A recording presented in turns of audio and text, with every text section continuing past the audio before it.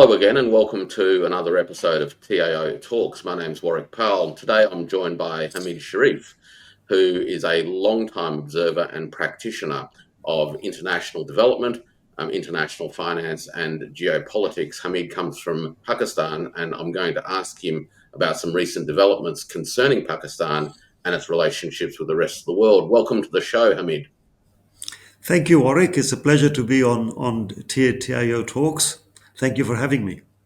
And it's an absolute pleasure. Look, perhaps we can dive straight in, and I'd like you to perhaps give our audience a bit of a background and an update and an explanation and an analysis of the recent security arrangements that have been entered into between Pakistan and the Kingdom of Saudi Arabia. This has a very long history. Pakistan and Saudi Arabia relations actually predate Pakistan in a way.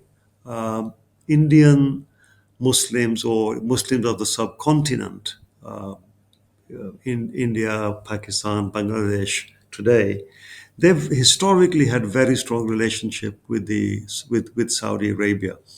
There have been intermarriages. Saudi businessmen were trading, had shops and offices in what was India before 1947.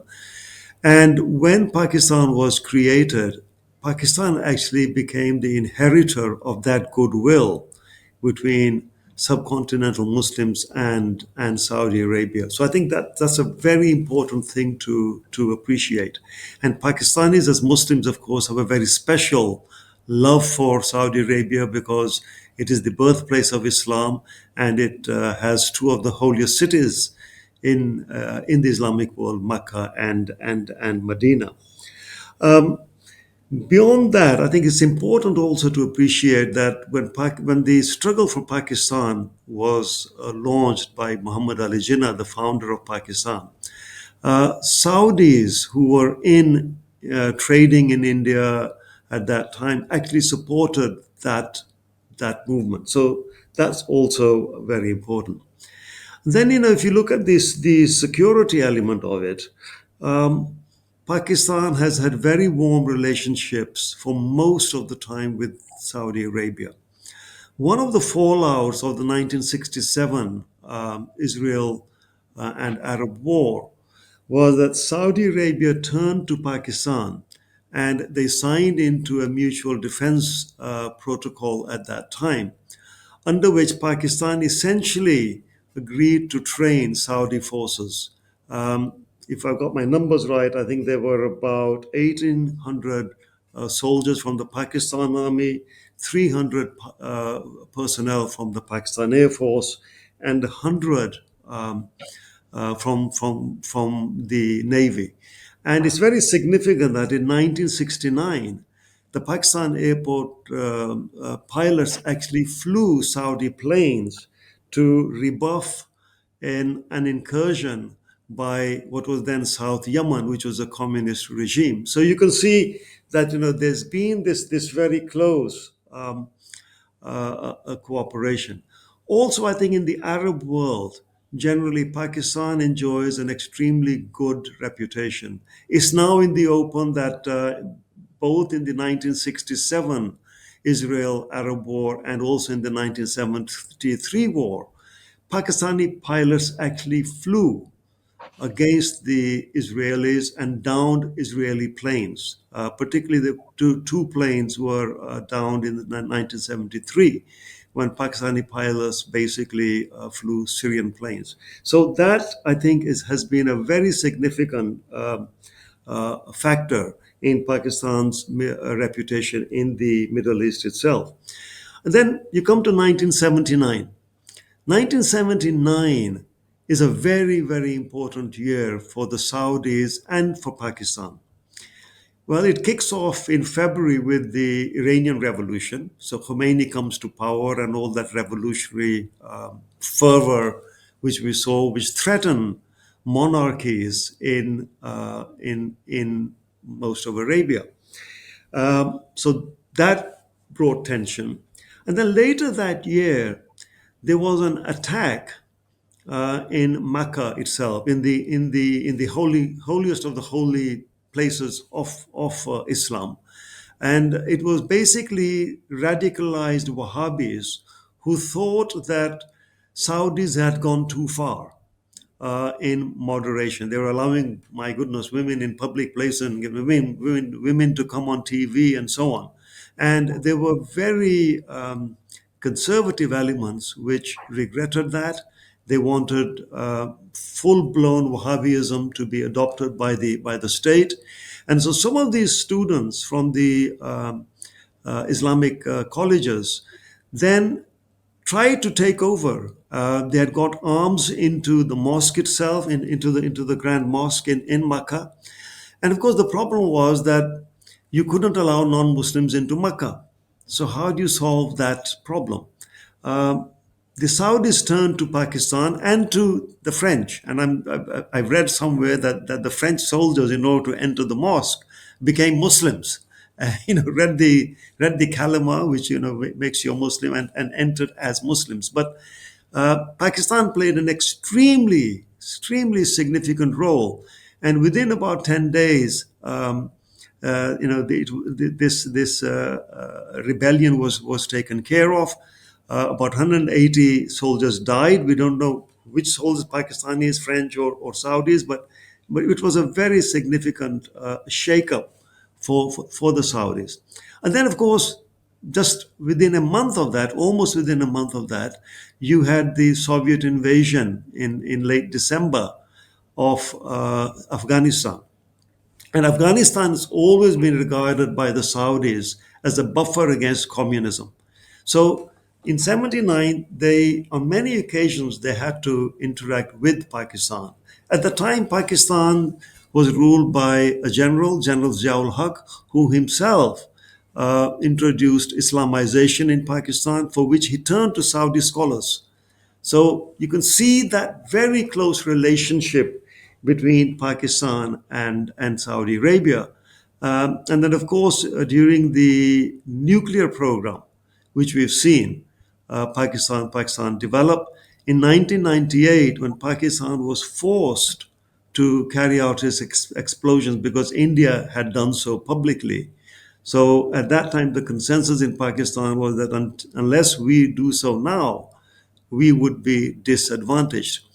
And Pakistan took Saudi Arabia into confidence. It was the only state which it took into confidence before the explosions themselves.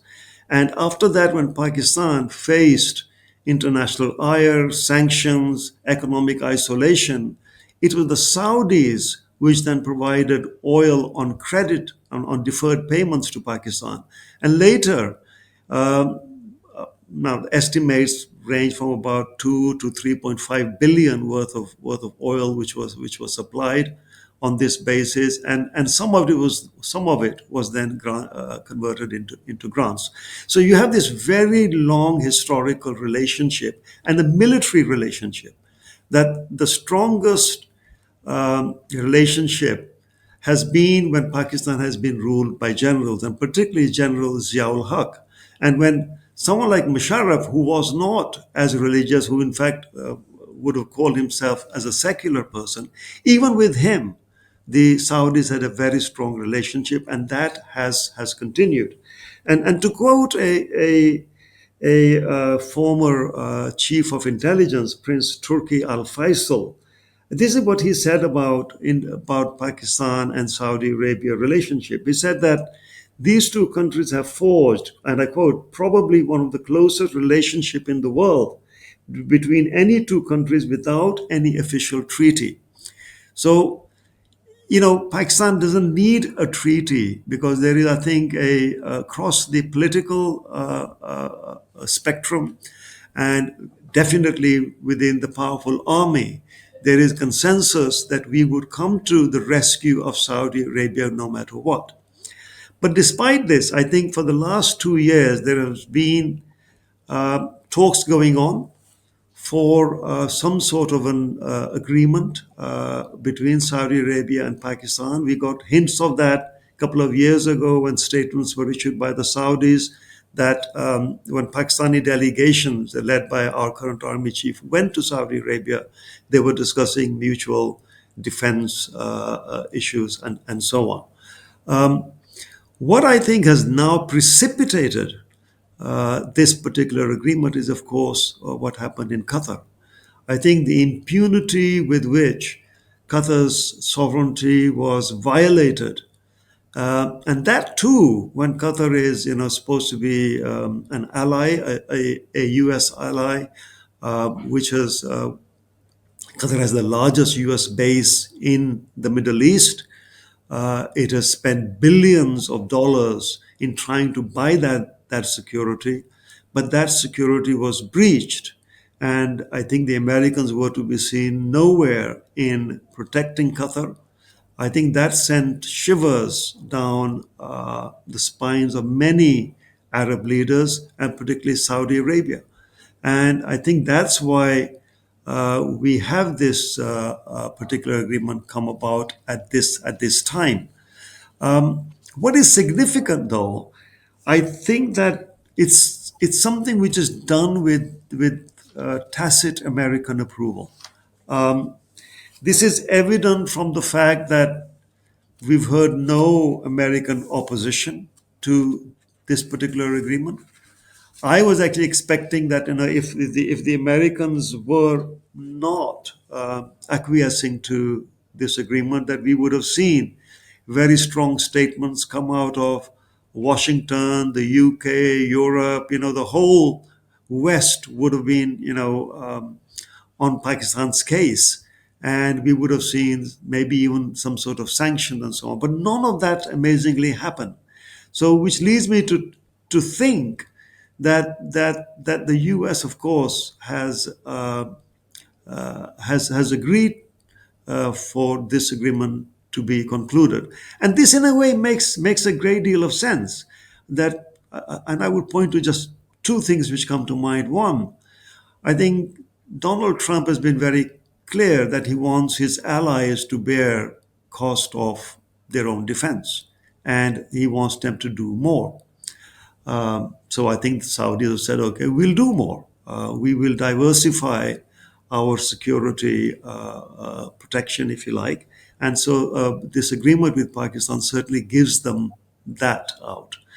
Secondly, I think that if you look at what's happening in the US, I think even in the Republican Party now, and even in Donald Trump's base, people are beginning to question the US Israeli policy in a way I think none of us would have imagined. I certainly, never thought in my life I would see this sort of a debate in the US on the relationship with Israel. And what the Qatar incident, I think, showed was that Donald Trump and the US were almost powerless to stop Israel. And that I think has a very chilling effect on US allies, and it undermines trust in the US itself. So against that background, maybe, and I'm conjecturing that the US said, well, fine, if we can't constrain Israel, and the Saudis can find another way to do it, then let it be. Because I think to some extent now, Israel is becoming a burden for political leadership in US as well, because the base and many parts of US society is getting increasingly concerned about the sort of relationship they have with Israel, and the sort of news now coming out of gross violations of human rights, genocide, and so on. And you have a government under Netanyahu, which seems totally impervious to any considerations of humanitarian law, human rights law, and so on. And I think this is really, really worrying. It raises some interesting questions. In relation to America's relationship to Pakistan, or perhaps I should put it the other way, which is Pakistan's relationship to America, particularly in the context of Pakistan's other relationships in its own region, namely with China, on the one hand, with whom it has a very close Mhm. relationship, and of course, a more fraught relationship with India, which has long been seen and groomed by Washington across a number of decades to be a cornerstone ally. How do you think these dynamics are starting to reshape the way that Pakistan is navigating its position in its own region? And what are the possible implications of this, both from a regional point of view as well as from a national point of view? I think Pakistan has really found itself in quite an interesting situation currently. Um, it has managed, I think, a difficult balancing of relationship between Iran and Saudi Arabia. So it's at times had a testy relationship with Iran, but overall a very open and a good relationship. That I think has been useful to Donald Trump this year. So I think that's been a factor which I think has played for this new rapprochement between U.S. and Pakistan. Secondly, I think when you look at the China relationship, I mean, no matter which party comes into power, the Pakistan China relationship is a very, very special one. It's a very deep relationship. And I think as time has passed on, it has only strengthened.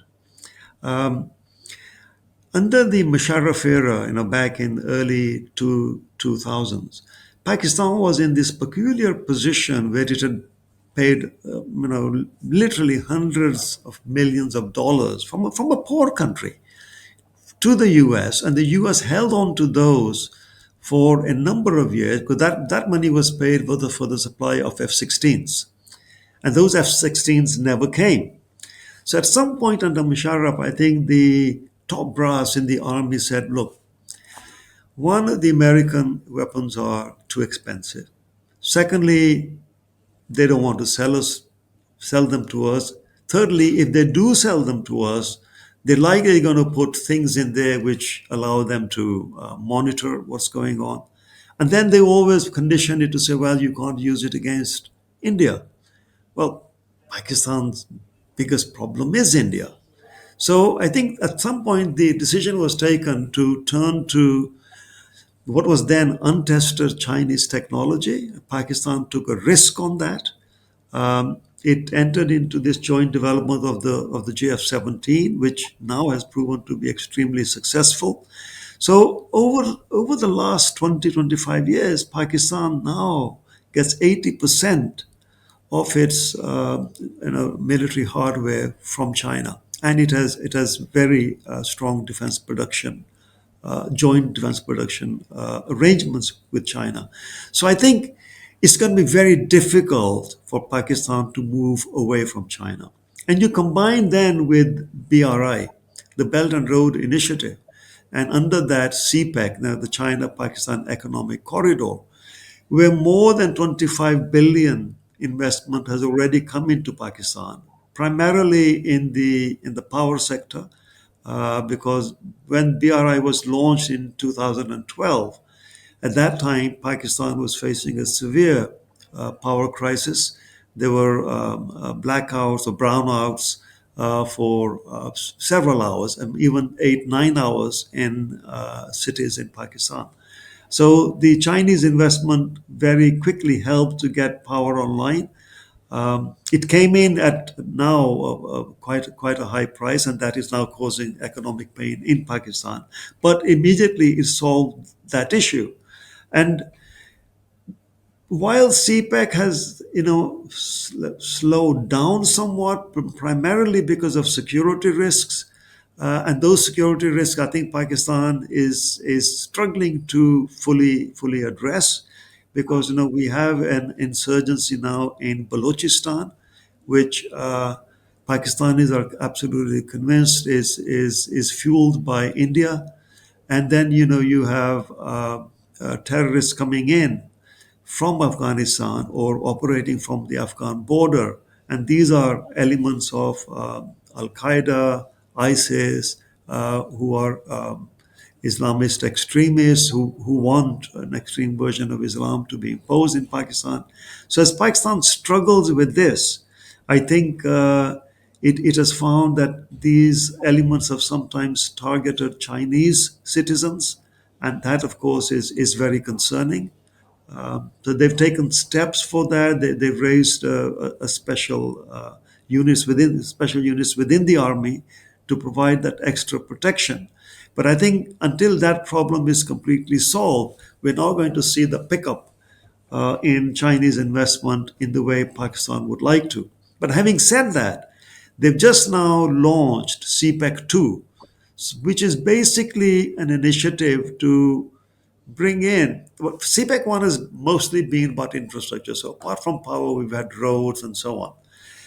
And we've had, of course, the Gwadar port, which has been developed.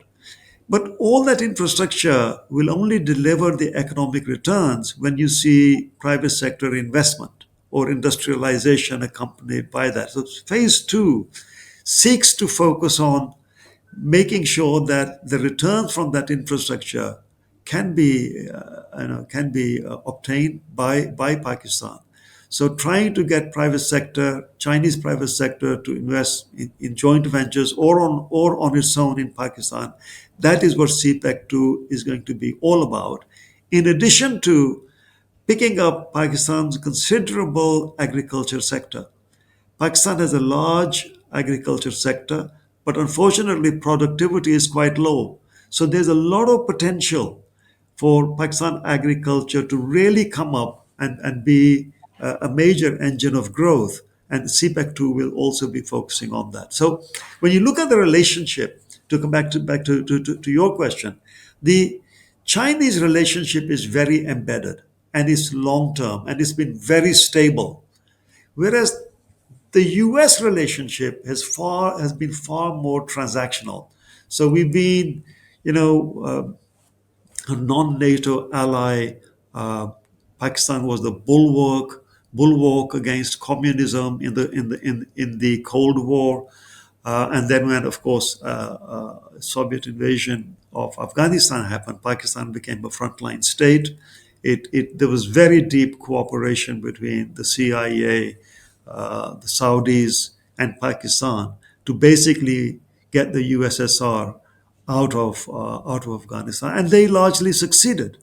And the Americans themselves have written about this, that this was probably one of the most low-cost operation, which led to some huge results. I mean, you got, it helped to bleed the USSR and eventually led to its collapse. So Pakistan was a major partner at that time. But soon as the USSR withdrew, then I think there was disagreement between the USA and Pakistan on the Afghan endgame. And that endgame, there couldn't be a consensus on. And then suddenly Pakistan came under US sanctions because the US discovered it was developing nuclear weapons. Of course, Pakistan had been doing that throughout the Afghan war. But because the Americans needed Pakistan to be that bulwark against USSR, it turned the other eye, if you like, and never acknowledged to Congress that this was going on. And President Reagan kept on giving, you know, a certificate to Congress saying that, well, relationship with Pakistan was precious, and it was in the security interests of U.S. to carry on that cooperation. So the nuclear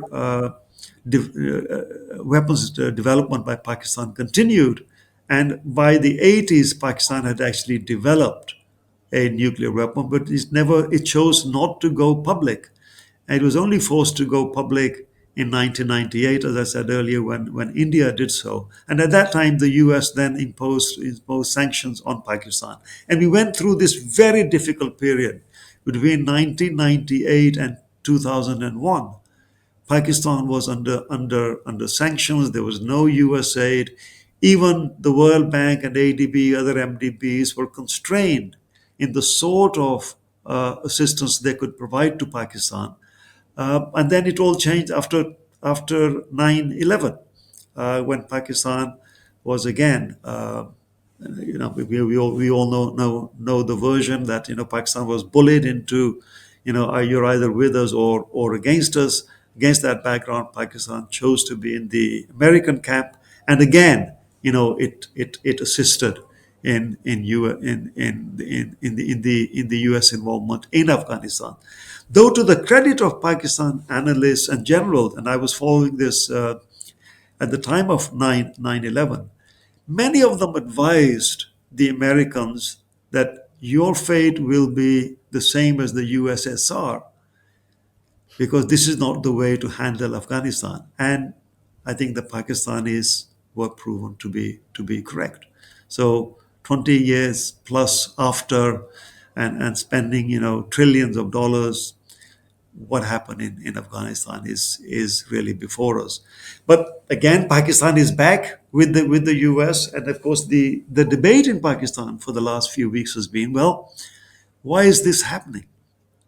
So you've seen these great statements from Donald Trump about Pakistan minerals and oil. Oil, we're all scratching our head because we've heard this story about Pakistan oil, which has yet to be discovered. But we're assured by different governments that we do have some oil, but there's been no major discovery so far.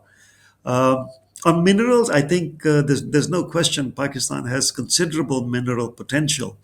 And frankly, some would argue that it should be the next Australia, if you like, in Asia, for mining and minerals. But maybe again, many people would argue this is probably a blessing that with the current poor governance which we have in Pakistan, is probably fortuitous that we've not exploited our minerals at this juncture, because until you get the governance strong, this could turn out to be a curse. And I personally think, and I've written about this recently, that Pakistan should become a member of the EITI, the Extractive Industries Transparency Initiative, to strengthen governance. Because without that, there's a huge risk that a lot of this mineral wealth will be frittered away in corruption, and everything will be non-transparent. But let's see what happens. I mean, there's a major investment coming into Pakistan from Ricodec, which is one of which is a huge concession, and there are several concessions like that which have copper and gold as part of that. So there is huge potential there. But the real speculation has been that, well, maybe this U.S. rapprochement is not about minerals only, but it's about Israel, and it's about trying to help President Trump to appear as a peacemaker and get his Nobel Prize, not only for stopping the India-Pakistan war, which Pakistan acknowledges and India doesn't, but really help him to solve, because he's not had much success in Ukraine, but maybe in Gaza he can have that success. And so you've had three meetings of our general going across in the U.S. just in the last 9 months or so. You had our prime minister there meeting Trump in the White House. You've had meeting with 8 Muslim countries, including Saudi Arabia, Turkey, Qatar, UAE, etc., and Indonesia. And supposedly these countries have given a nod to providing troops for peacekeeping in Gaza. So there was a lot of positive noise which came, but when the details of Trump's 20 points came, public in Pakistan, commentators in Pakistan from across the political spectrum started to question the wisdom of Pakistan agreeing to something like Trump's peace plan. It is perceived to be a capitulation. and a sellout of the Palestinian cause. So I think it's going to be an extremely hard sell for the Pakistan government. Just yesterday, there were riots, well, not riots, but protests in Lahore, and I think there may be protests elsewhere, unless there's a categorical stepping away from this agreement, which the foreign minister has actually started to pedal back on. He came on TV a couple of days ago and said, "Well, actually, this is not the agreement which was discussed with us because we, the 8 countries, and to be fair to him, if you look at that statement, while they welcome President Trump's initiative uh, to bring peace, they don't, in so many words, endorse the 20 point or 21 point Trump plan as such. Instead, actually, they put on the table the need for a two-state solution in which Gaza and West Bank are integrated into one Palestinian state. Um, they also seek an assurance that there will be no annexation of the West Bank by Israel. So when you read those, then you can see that there is incongruence between the Trump plan and what the statement of the Muslim leaders says. But I think the questions that have been raised by Pakistanis now are, hang on, Mr. Prime Minister, you were privy to this Trump plan. And if you were privy to it, why didn't you more assertively, go against some of the elements of it? Because if you look at the plan itself, it basically gives Israel whatever it sought, and it basically doesn't assure a Palestine state. Um, it basically imprisons the Palestinians, in these security corridors. And what would these security forces be doing? Would they be working with the murderous genocidal army like the, Israeli army? Should they be working with them? And there's been no punishment of Israel for the gross human rights violations and genocide that it has carried out. So there's absolute outrage in Pakistan about this particular agreement. And I think we will see in the next week or two more reverberations of this. Warwick, It you want to say something? seems like to me that a cynic perhaps could interpret this 20-point plan as, in some ways, a bit of a setup, that it, in effect, brought Israel on board, even though I think it is quite clear that Israel's words indicating support of the plan are quite disingenuous, but it has been framed in a way that, in effect, would compel just about everyone else to reject it, even though everyone welcomes the move, the effort towards trying to craft a peace. And of course, the minute it's rejected, it gives Israel another round of carte blanche opportunity to pursue the program that it has pursued for a long time. Is that the kind of risks and concerns, do you think, that are part of the public reactions and also the calculus, I guess, of government in Pakistan? I think from the public perspective, there's a Pakistanis have always been very pan-Islamists in by nature, and there's been a very strong pan-Islamist sort of a mood or even a movement at different times in Pakistan. And when they look at Palestine and what Israel is getting away with, the impunity with which it can act, whether it's genocide or whether it's breaching sovereignty of Qatar and other countries. It's not just Qatar. I mean, in just this year, it has attacked about 6 different countries at will.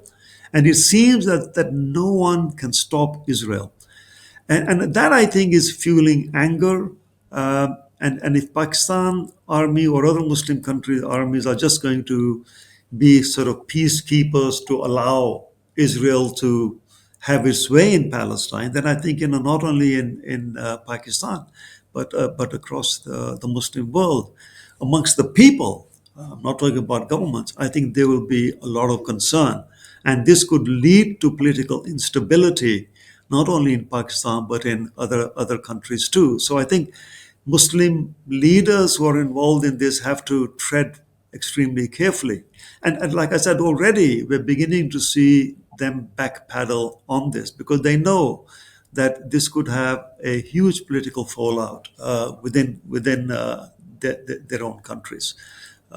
That I think is very, very significant. But I think the fact that no one is able to push back against Israel, the fact that Muslim leaders are not even expressing their own positions much more clearly. But while the eight-country statement, as I said, it mentions Palestinian state and so on, I think perhaps the Muslim countries would like to see that said with a lot more confidence and vigor and unity than we have seen so far. Yeah, it's certainly an incredibly fluid and complex environment, not just today, but because of the long history.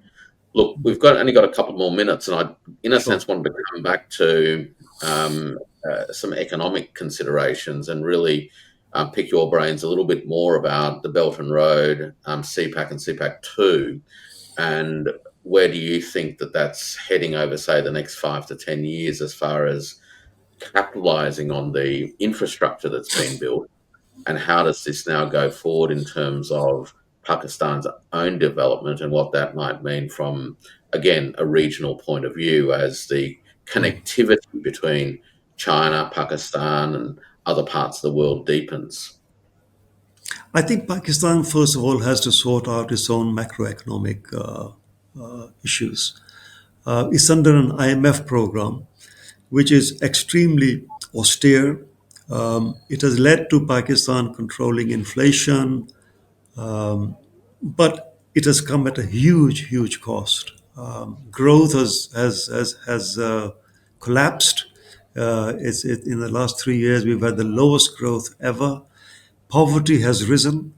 It's gone up from about less than 30% of people being under poverty to about 45 now under the new definition of poverty which the World Bank has. So I think the consequences are severe. And Pakistan, I think, needs to work with partners like Saudi Arabia in particular. If this strategic defense, mutual defense agreement is cut out to be what it's supposed to be, then I think it must also be accompanied by joint defense production, which should bring investment into Pakistan, and it must be accompanied by serious Saudi investment. Now, to be fair to the Saudis, they have been indicating for the last 3 years, even before this government, when they were interacting with the Imran Khan government, they've been willing to invest. They've said they want to invest. But I think the Pakistanis need to get their act together. So I think the ball is very much in the court of Pakistan's economic managers. They need to sort out the economy and create an environment for investment. And I think CPEC too will also only take off when those essential issues are addressed by the Pakistanis. I think there is, despite the security concern and so on, the Chinese have been very steadfast. I think they've been very willing to continue their investment in Pakistan, but very understandably, they want more done on security in terms of results, and I think they also want Pakistan to have a better macroeconomic set of indicators which would allow investment to come in.